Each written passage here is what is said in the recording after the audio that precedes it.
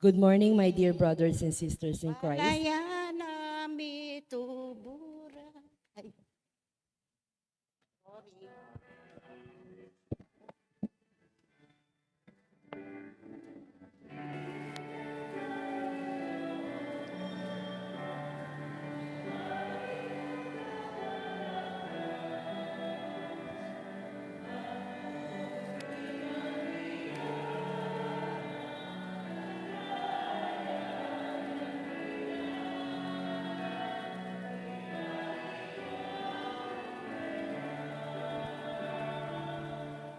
In the name of the Father, the Son, the Holy Spirit. Amen. The Lord be with you. And with your spirit. Let us now go to mind our sins and ask the Lord for His pardon and for His strength. You were sent to heal the contrite of heart. Lord, have mercy. Lord, have You mercy. came to call sinners. Christ, have mercy. Christ, have You are mercy. seated at the right hand of the Father to intercede for us. Lord, have mercy. Lord, have May mercy. Almighty God have mercy on us, forgive us our sins, and bring us to life everlasting. Amen. Let us pray.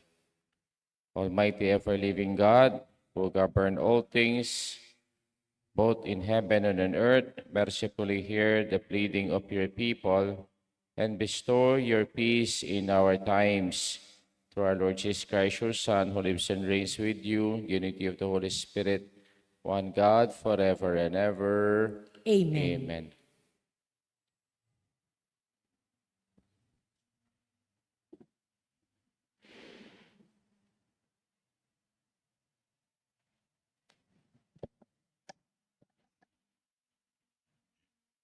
A reading from the first book of Samuel. Samuel said to Saul, "Stop, me tell you what the Lord said to me last night." Saul replied, "Speak." Samuel then said, "Though little in your own esteem, are you not leader of the tribes of Israel? The Lord, you king of Israel, and sent you on a mission, saying, 'Go and put the sinful Amalekites under of a band of destruction. Fight against them until you have exterminated them.' Why then you have disobeyed the Lord? You have pounced on the spoil, thus pleasing the Lord." Saul answered Samuel, "I did not indeed obey the Lord and fulfill the mission on which to the Lord sent me. I have bought back Agag, and I have destroyed Amalek under the band. But from the spoil the men took sheep and oxen, the best of what had been banned, to sacrifice to the Lord their God in Gilgal."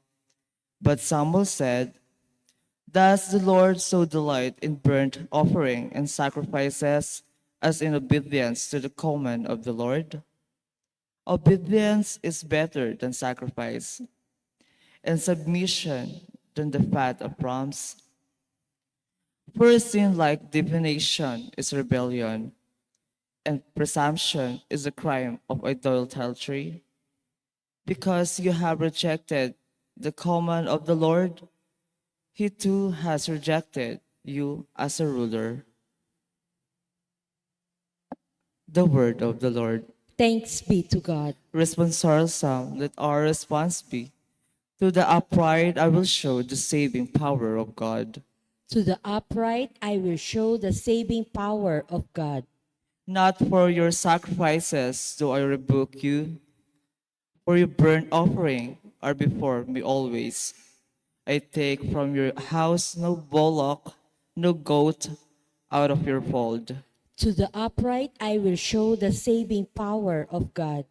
Why do you recite my statutes and profess my covenant with your mouth? Though you hate discipline and cast my word behind you. To the upright I will show the saving power of God. When you do these things, shall I be deaf to it? Or do you think that I am like yourself? I will correct you by drawing them up before your eyes. He that offers praise as a sacrifice glorifies me, and to him that goes the right way, I will show the salvation of God. To the upright, I will show the saving power of God. Please stand to honor the Holy Gospel.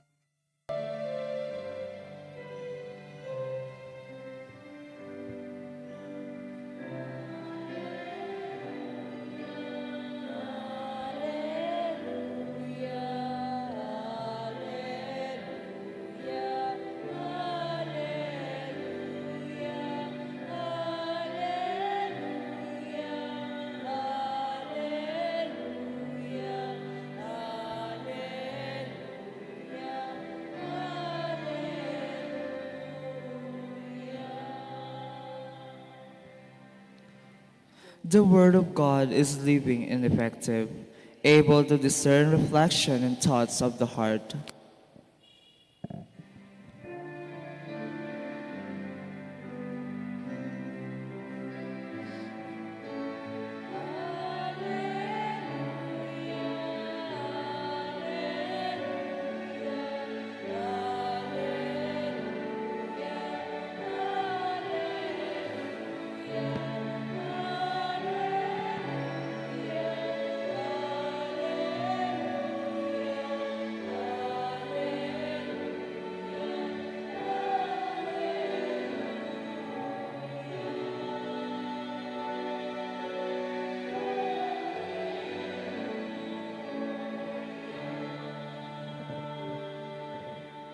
The Lord be with you. And with your spirit. A reading from the Holy Gospel according to Mark. Glory to you, O Lord. The disciples of John and of the Pharisees were accustomed to fast. People came to Jesus and objected, why do the disciples of John and the disciples of the Pharisees fast, but your disciples do not fast? Jesus answered them, can the wedding guests fast while the bridegroom is with them? As long as they have the bridegroom with them, they cannot fast. But the days will come when the bridegroom is taken away from them, and then they will fast on that day. No one sew a piece of unshrunken cloth to an old cloth. If he does, its fullness pulls away the new from the old, and the tear get worse. Likewise, no one pours new wine into old wineskin. Otherwise, the wine will burst the skins, and both the wine and the skins are ruined. Rather, new wine is poured into the fresh wineskins. The gospel of our salvation. Praise to you, Lord Jesus Christ. Payapayabak po kay kayongan. Baluta mo po yung manong. King Baru, impong dapat manong yung susulod mo. Nakaman siguro may nyulod barong kay ba't maka maong ka. O kaya nakaman makasulod toksido kay ba't maka rubber shoes ka. Kita manong. O kaya po, kimpamangan, mo naman, nakaman pwedeng maglutong minudo, kay ba't itultil mo kimbagok. O kaya, nakaman pwedeng magtawong lengwa, potang kay kanita, kayabe na buro. Dapat, manong. Dapat, bage-bage. Makanyan mo naman po kimpamanugali. Naman itang potang atikarap king pisamban, maganakaka, potang alaka king kilubling pisamban, itang matsura ka pa manugali. Nung nanin king kilubling pisamban, makanyan mo naman king kiluwal ning pisamban. Ito sabianing ginutang Yesu Kristo king kakatamong ebanghelyo ngeni. Dining parisewo, kuko nande, reng desopulos ng ginu at ngara. Bakit di Juan Bautista mag-ayunula, pero rin kikang disipulo alila. Reng pariseo mag-ayunula, pero ikayo eko mag-ayuno. Nang pekibat na ning ginu, kanang sinabi, Can the wedding guests fast while the bridegroom is with them? As long as they have the bridegroom with them, they cannot fast. Potawaring makipagkasal ka, kikyak ka. O kaya malungkot ka. Ali, dapat masaya ka. Nung naro't ang okasyon, babagayan mo. Makayan mo naman po yung sasabihan na king kakatamo pong parabola nga na. King waring meto nga lawon ay malan, managpikang bayong tela. Nung makanyanigawan mo, muro nga yung bayong tela at mapirat siya mo ing lawon ay malan. Sayang ya. O kaya nga na, ing bayong alak, ikabit may wari nga na, king lawon apilulunan. Muling potang ing alak, iti magperment siya, sira niya mo ing datukanan aalak at saing ing alak. Ita mo makanya na sabihan ng ginukekatamo. Nung ita mo balo tamo ing manong, king imalan, balo tamo ing manong king pamangan, king pamanugali, makanyan mo naman. Nanula kaya retang kekatamong ugaling manong. Wa, potang kingarap tang pisamban, mga di ka. Pero potang kalwal mo king pisamban, magchismis ka. O kaya, king kilubning pisamban, ne, mayap ka. Pero potang kalwal king pisamban, bastos ka. O kaya, potang ati ka kilubning pisamban, Lord, I love you, I praise you. Pero potang kalwal ng pisamban, managkas ka. Makanyan, dapat consistent ka. Nung nanoy king kilubning pisamban, makanyan mo naman ing king kalwal ng pisamban. Nano man ing kang pangataw kilubning pisamban, makanyan mo naman ing pangataw king kilubning king kilwal ng pisamban. At iti sabihan ng Ginoo, baluta sana ing manong at itamo, baluta mo ing mibage-bage. Jesus compared the joy of the kingdom to the joy of the wedding guests. In moments of sorrow and distress, let us draw courage from Easter joy and to the one who can take away from us. For each petition, Lord, hear our prayer. Itangan po. Lord, hear our prayer. May the joy of Christian in the faces of the faithful, may they not appear like bearing the sadness of those coming from the funeral wake. We pray. May the grief of people who endures great suffering slowly transform as a quiet youth, firm in the Lord. We pray. May the Lord provide us in our need, as He did at the wedding at Cana, so that joy and feast might return after moment of trial and want. We pray. Lord, hear our prayer. May consecrated men and women who live their spousal love of Jesus, the bridegroom, through their vows witness to the joy of having found the pearl of great price. We pray. Lord, hear our prayer. May our departed brothers and sisters see it as a banquet of heaven that the Lord has appeared for the faithful ones. We pray. Lord, hear our prayer.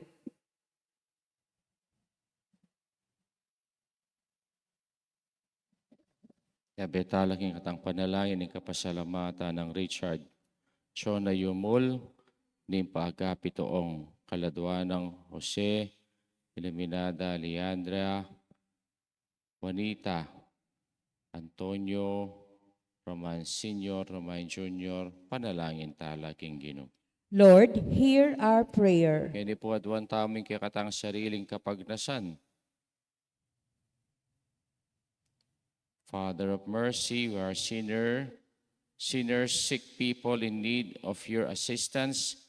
Let us turn to you that we may once more experience the joy of forgiveness. This we ask through Christ our Lord. Amen. Amen.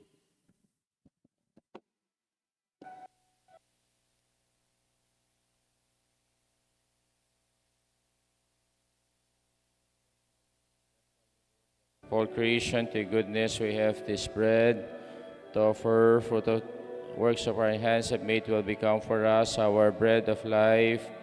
Blessed be God forever. Blessed are you, Lord God of all creation, to your goodness we have this wine to offer. Blessed are you, Lord God of all creation, to your goodness we have this wine to offer, fruit of the vine which your hands have made, will become for us our spiritual drink. Blessed be God forever.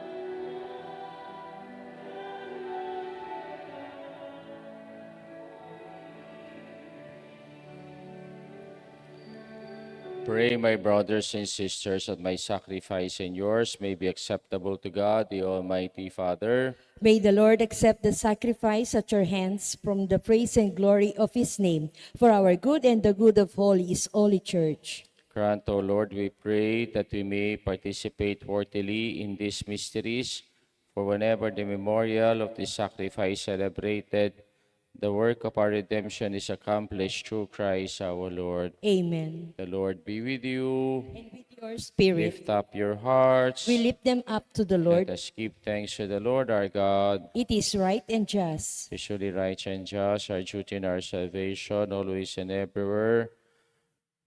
Lord, Holy Father, Almighty and eternal God, for in the goodness you created man, and you have justly condemned. In mercy, you redeem him through Christ our Lord. Through him, the angels praise your majesty, dominions before, adore, powers tremble before you, heaven and virtues of heaven, and the blessed seraphim worship together with exultation, and our voices, we pray, join with theirs in a humble praise as we acclaim. Holy, holy, holy Lord God of hosts, heaven and earth are full of your glory. Hosanna in the highest. Blessed is he who comes in the name of the Lord. Hosanna in the highest.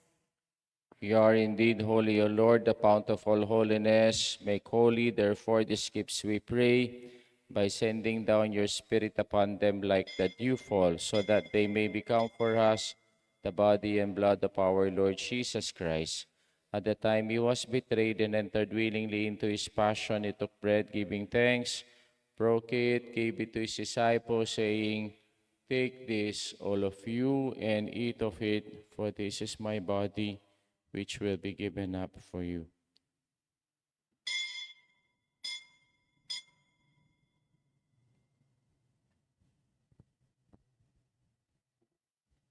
In a similar way, when supper was ended, he took the chalice, and once more giving thanks, he gave it to his disciples, saying, "Take this, all of you, and drink from it, for this is a chalice of my blood, the blood of the new and eternal covenant, which will be poured out for you and for many, for the forgiveness of sins. Do this in memory of me."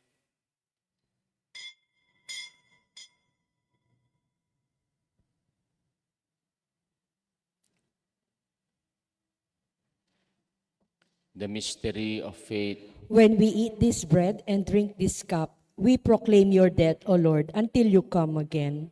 Therefore, as we celebrate the memorial of his death and resurrection, we offer you, Lord, the bread of life and the chalice of salvation, giving thanks that you held us worthy to be in your presence and minister to you. Humbly we pray that partaking of the body and blood of Christ may be gathered into one by the Holy Spirit.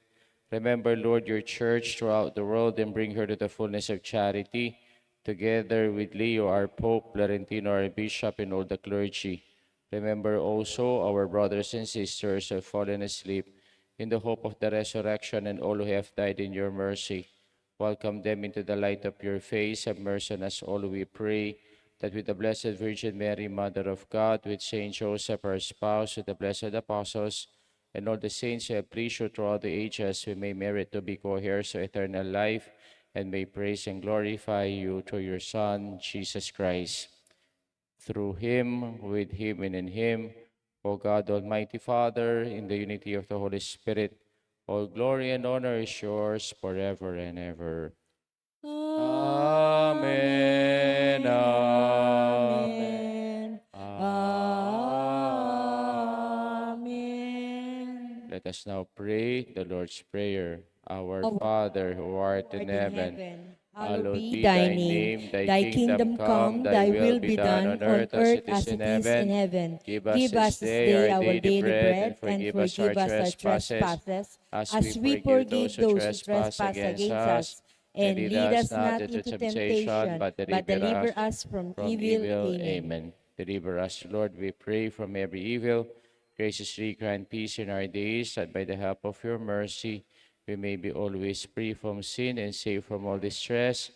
And as we await the blessed hope and the coming of our Savior, Jesus Christ. For the kingdom, the power, and the glory are yours, now and Lord forever. Jesus Christ, I said to your apostles, peace I leave you and my peace I give you. Look not on our sins, but on the faith of your church, and graciously grant her peace and unity in accordance with your will, who live and reign forever and ever. The Amen. peace of the Lord be with you always. And with your Let spirit. us now offer each other the sign of peace. Kapayapaan po kaya kayungan. Lamb of God, you take away the sins of the world, have mercy on us. Lamb of God, you take away the sins of the world, have mercy on us. Lamb of God, you take away the sins of the world, grant us peace.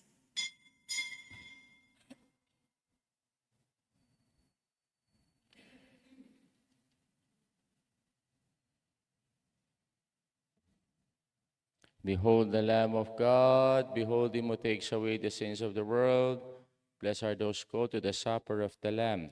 Lord, I'm I not am not worthy worthy that you that should you enter enter under under my my roof, roof, but only but say only the say the word, and my word, and soul my shall soul be shall healed. be healed. Body and blood of our Lord Jesus Christ, keep us safe from eternal life. Amen. Amen.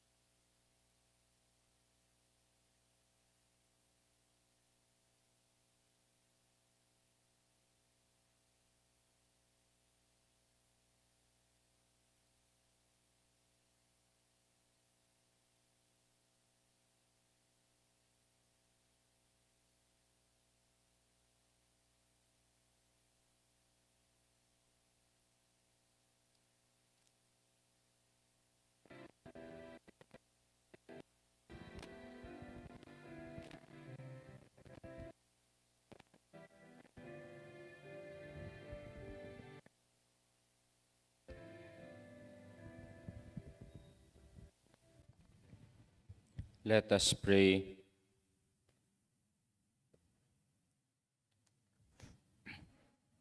Pour on us, O Lord, the spirit of your love and your kindness. Make those who have nourished by this heavenly bread one in mind and heart, through Christ our Lord. Amen. The Lord be with you. And with your The spirit. mighty God bless you all, the Father, the Son, and the Holy Spirit. Amen. I mass may know for, let us go in peace to love and to serve the Lord. Thanks be to Thanks God. be to God. Good morning po kay kayong.